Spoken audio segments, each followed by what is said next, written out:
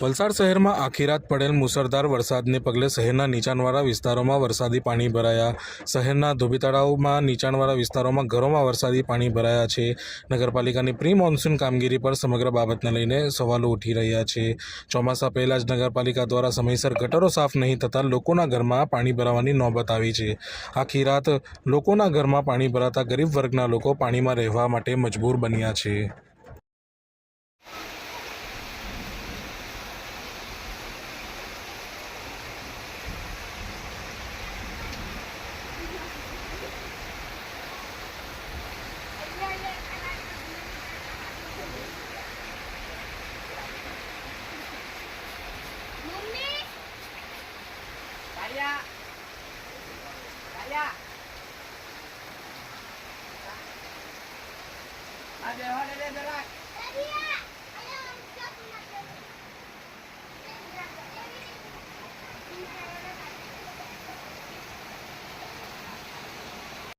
આવે તો નવા બંધ થઈને આવે ને પાણી થોડું નીકળી જાય કરે.